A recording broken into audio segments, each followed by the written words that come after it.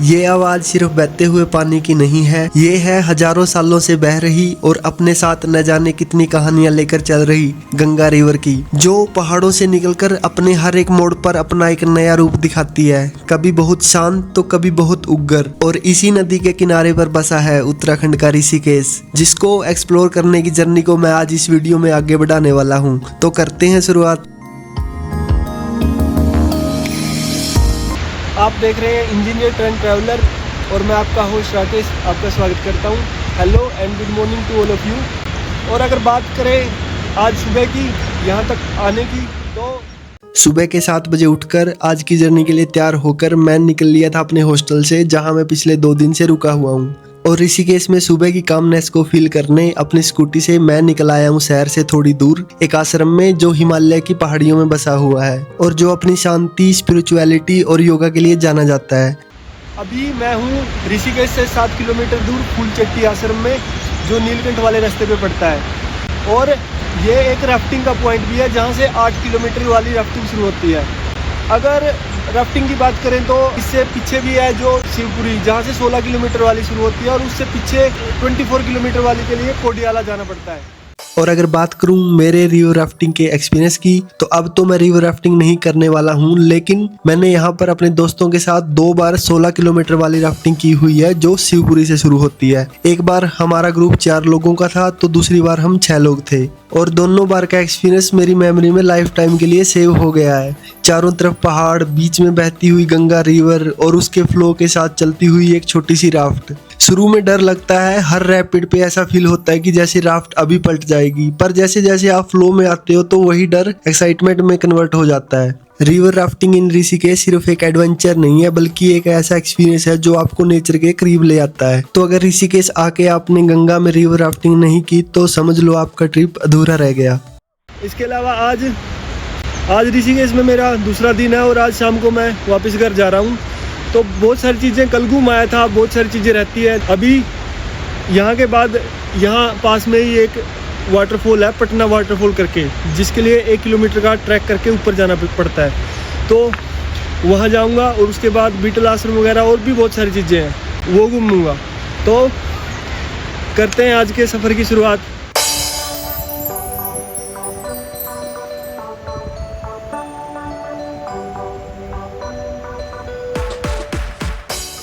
अभी के लिए तो गंगा रिवर में पानी का लेवल थोड़ा कम है, लेकिन मानसून के सीजन में पानी यहाँ इन पत्थरों तक भर के चलता है और रिवर का फ्लो और भी तेज हो जाता है।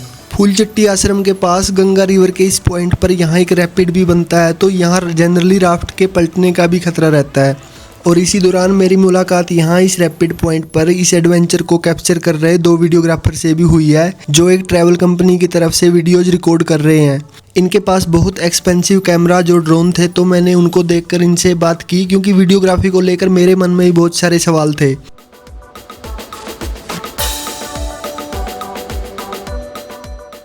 और इन भाई लोगों ने काफ़ी अच्छे से मुझे गाइड भी किया है और वीडियोग्राफी के बारे में काफ़ी कुछ बताया है। और अब चलते हैं यहाँ से अपने अगले डेस्टिनेशन पर, जो यहाँ से थोड़ी ही दूर है।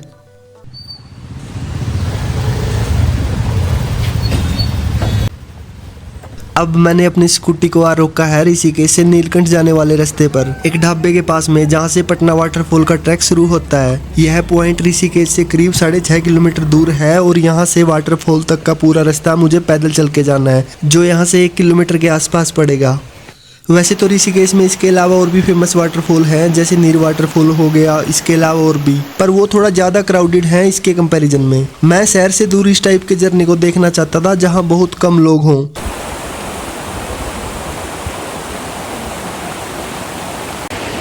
मैं तो असम से। असम से? हाँ।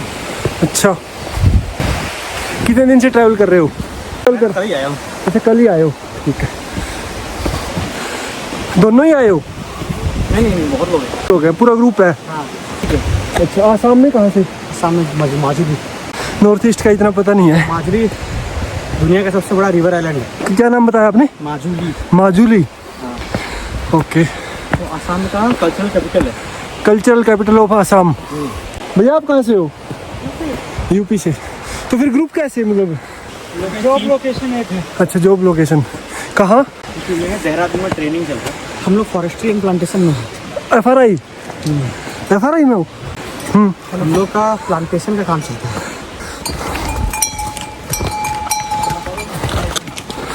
गंदगी बहुत करके रखी है। हाँ गंदगी बहुत है। प्लास्टिक का फेंक इधर सब अपना काम निपटा और चलो। नमस्ते। Hello ma'am. Thank you. आप कितने दिन से हैं? क्या? मैं परसों आया था। आप कहाँ से हैं? मैं हरियाणा।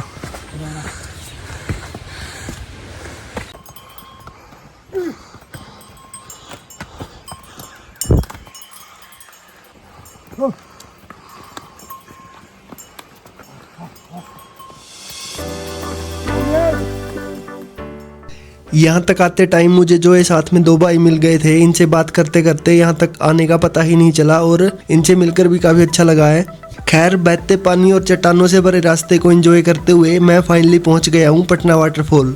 अगर बात करें इस वाटरफॉल की, यहाँ इस झरने में पानी ऊपर की तरफ से बहुत कम आ रहा है, पर जितना भी गिर रहा है देखने में बहुत सुंदर लग रहा है। शहर से दूर नेचर के बीच में कुछ टाइम बिताने के लिए मेरे हिसाब से ये बिल्कुल परफेक्ट स्पॉट है, जहाँ सुकून के साथ बैठा जा सकता है और झरने से गिर रही बूंदों के बीच अपने आप के साथ टाइम बिताया जा सकता है।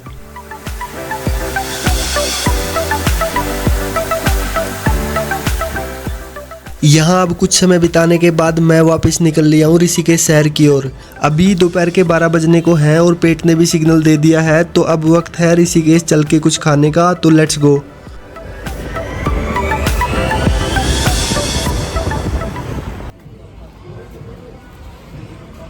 ऋषिकेश में यहाँ के स्पेशल फूड आइटम्स को ट्राई करने मैं अब आ गया हूँ यहाँ की एक जर्मन बेकरी में, जो बेबीलियन रेस्टोरेंट के नाम से यहाँ काफ़ी फेमस है। यह रिवर साइड बेकरी लक्ष्मण झूला से 500 मीटर दूर 10 मिनट की वॉकिंग डिस्टेंस पर पड़ती है। और यहाँ आते ही सबसे पहले जो मैंने नोटिस किया है वो है यहाँ की इंटरनेशनल वाइब, क्योंकि काउंटर एरिया से लेकर सीटिंग एरिया तक यहाँ हर जगह बहुत सारे फॉरेनर्स दिख रहे हैं। और यहाँ आकर मैंने ऑर्डर किया एक जिंजर कैरेट पेस्ट्री और साथ में एक चिल्ड कोल्ड कॉफ़ी।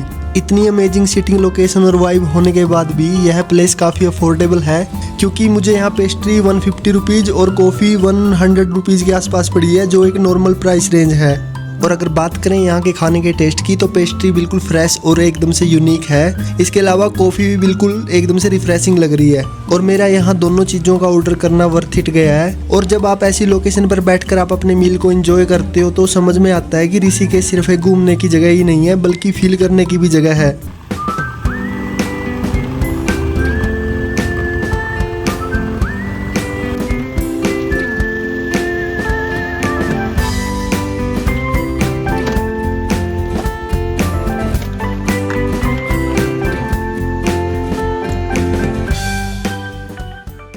बेकरी से निकलकर मैं पहुंच गया हूं यहाँ के एक बहुत ही ऐतिहासिक मंदिर में, जो परमार्थ निकेतन से 800 मीटर दूर ऋषिकेश के स्वर्ग आश्रम वाले एरिया में पड़ता है।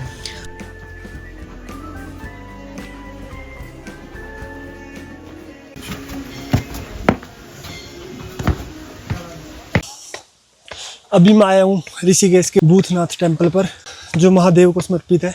ऐसा बताते हैं कि इसके टॉप से ऋषिकेश का बहुत सुंदर व्यू नज़र आता है। तो अभी वहीं जा रहा हूँ मंदिर में और देखते हैं कैसा रहता है एक्सपीरियंस। अगर बात करें इस मंदिर के इतिहास की, तो ऐसा माना जाता है कि भगवान शिव ने जब माता सती से विवाह किया था, उस समय हरिद्वार जाते समय उन्होंने बारात के साथ यहाँ इस जगह पे विश्राम किया था। बारात में शामिल सभी देवगण व भूत प्रेतों ने यहाँ इस मंदिर में रात बिताई थी। तो यह स्थान भगवान के भूतनाथ रूप यानी कि भूतों के स्वामी से संबंधित है, तो इसलिए तब से इसे भूतनाथ मंदिर के नाम से जाना जाता है। यह मंदिर 11 मंजिल का बना हुआ है और यहाँ की दीवारों पर शिव की कहानियां चित्रित है। यहाँ हर एक फ्लोर पर आपको अलग अलग देवी देवताओं के दर्शन होंगे। जैसे जैसे आप ऊपर की तरफ चढ़ते हो तो सिर्फ ऊंचाई बढ़ने का एहसास नहीं होता, बल्कि एक अलग ही एनर्जी फील होने लगती है। और जब आप सबसे ऊपर वाले फ्लोर पर होते हो तो सामने होता है बहती हुई गंगा और पूरे ऋषिकेश का नया नज़ारा। यहाँ का ये व्यू सिर्फ आंखों को ही नहीं बल्कि दिल को भी टच कर रहा है। इसके अलावा मैंने यहाँ आके देखा है अपनी हाइट पर भी महादेव के दर्शन कर सकते हो। तो अगर आप लोग ऋषिकेश आ रहे हो तो मेरे हिसाब से यहाँ का ये भूतनाथ टेम्पल मिस करने लायक प्लेस तो बिल्कुल भी नहीं है, क्योंकि पूरे ऋषिकेश और गंगा रिवर का जो व्यू यहाँ से दिखेगा वो कहीं और से मिलने वाला नहीं है।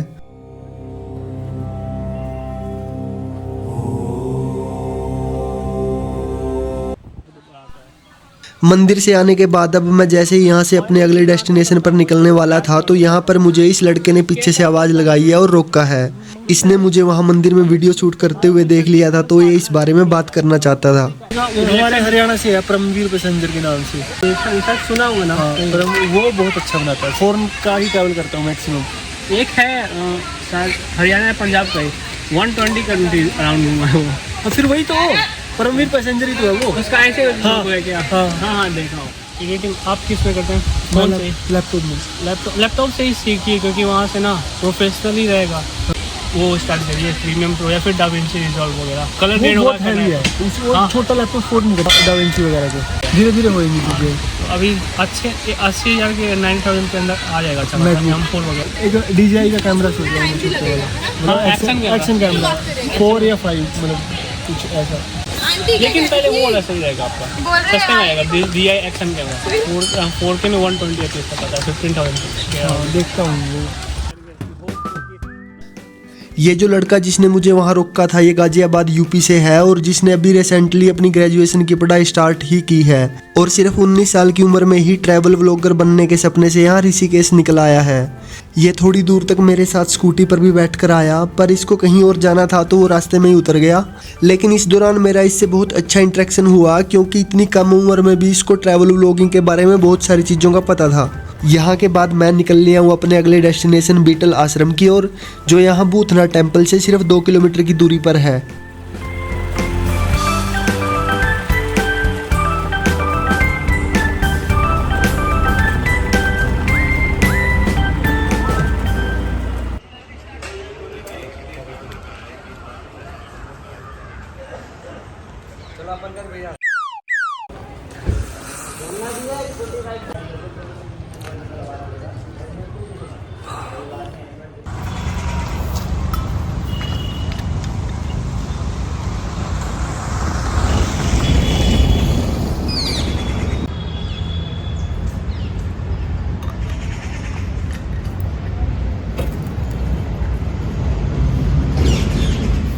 भूतनाथ टेम्पल के बाद 84 कुटिया आया था बीटल आश्रम।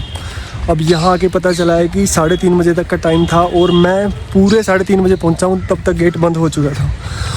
पता नहीं मुझे सुबह से ही क्यों लग रहा था कि मैं लेट हो जाऊँगा आश्रम के लिए, और वही हुआ। मैंने 2-3 बार लोगों से पता करने की कोशिश भी की कि क्या टाइमिंग है। ऐसे बोल रहे थे कि शाम तक का टाइम है, आप जब मर्जी जा सकते हो, लेकिन नहीं, बड़ा मन था बीटल आश्रम देखने का। गेट पर मैंने जो वहाँ पर्सन थे उनसे रिक्वेस्ट भी की कि आप एंट्री दे दो कि 1 मिनट ही लेट हुआ हूँ, पर नहीं, चलो कोई ना। बीटल्स आश्रम के अंदर 84 हट्स बने हुए हैं, 84 मेडिटेशन हट्स, जहाँ पर मशहूर English band the Beatles meditation सीखने के लिए आए थे। लेकिन मैं तो नहीं जा पाऊँगा। अब वहाँ एक बंदा बोल रहा था कि ये नहीं देख पाओगे, आप गंगा किनारे जाके बैठ जाओ, वहीं पे शांति मिलेगी।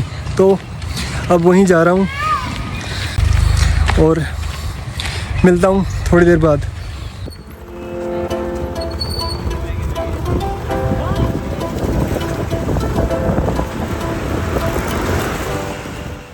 यहाँ के बाद अब निकल लिया हूँ मैं ऋषिकेश के एक बहुत ही फेमस घाट त्रिवेणी घाट की ओर, जहाँ जाने के लिए मुझे गंगा रिवर क्रॉस करके जानकी सेतु ब्रिज के ऊपर से जाना पड़ेगा, जो लक्ष्मण झूला और राम झूला के बाद बना ऋषिकेश का तीसरा केबल सस्पेंशन ब्रिज है।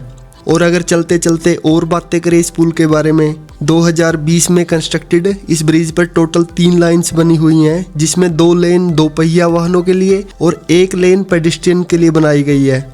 इसके अलावा यह ब्रिज मुन्नी की रेती एरिया में बना हुआ है और इसके दोनों साइड वाले सपोर्टिंग स्ट्रक्चर पर बहुत ही सुंदर सुंदर चित्र बनाए गए हैं। और अगर आप यहाँ शाम के वक्त आओ तो अंडर लाइट्स इसका व्यू और भी ज़्यादा ब्यूटीफुल हो जाता है, क्योंकि शाम के टाइम इस ब्रिज के ऊपर लाइट शो का आयोजन होता है, जिसके नज़ारे इसके पास वाले गंगा घाट से बिल्कुल फ्री ऑफ कॉस्ट देखने को मिलते हैं।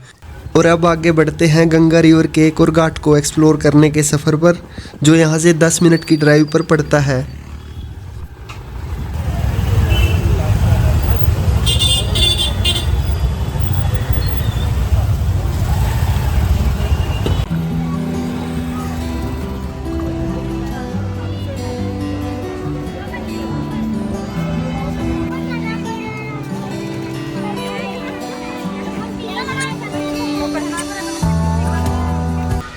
शाम के 4:30 बजने को हैं और मैं अभी यहाँ के त्रिवेणी घाट पर आया हूँ, जो जानकी सेतु से 1.5 से 2 किलोमीटर पड़ता है।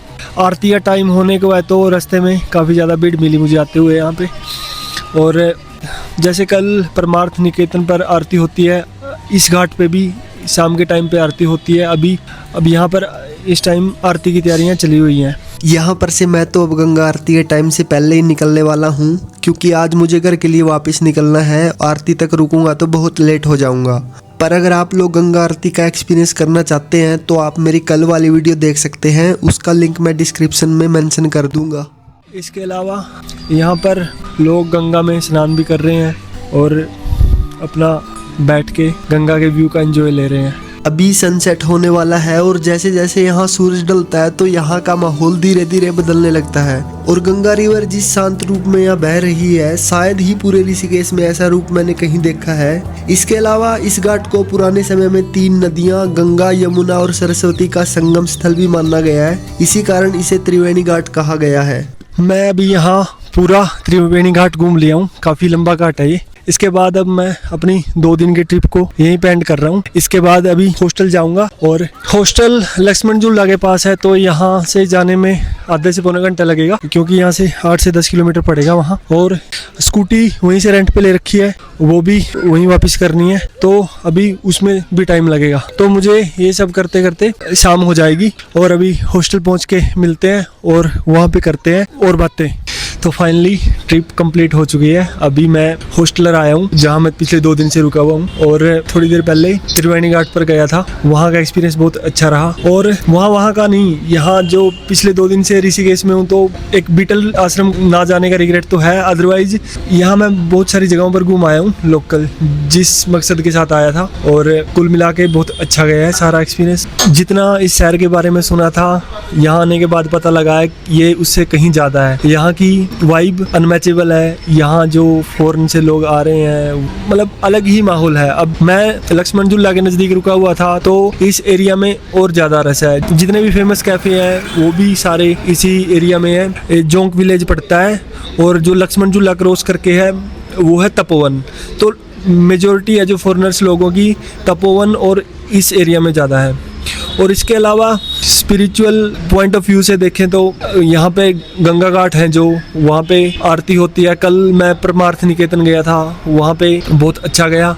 हर घाट पे माहौल बहुत ही अच्छा बनता है शाम को बैठने का, और एक अलग ही व्यू होता है। मेरे लिए तो ये 2 दिन की ट्रिप सक्सेसफुल गई है और अभी यहाँ से भी चेकआउट हो गया है। ये प्रॉपर्टी बहुत ही अच्छी थी, यहाँ का स्टाफ भी काफ़ी कोऑपरेटिव था। वहाँ रिसेप्शन में मुझे सुमित भैया मिले थे, उन्होंने मेरी यहाँ की आइटनरी बनाने में काफ़ी हेल्प की। तो अभी टाइम है ऋषिकेश शहर को बाय बोलने का। अभी यहाँ से मैं जा रहा हूँ बस पकड़ के हरिद्वार, और हरिद्वार से अपना बस या ट्रेन जो भी मिलेगी वो लेके घर के लिए निकलूंगा। तो अभी के लिए बाय बाय, मिलते हैं जल्दी अगली ट्रिप पर, एक नए जगह पे और एक नई जर्नी पे। सी यू सून।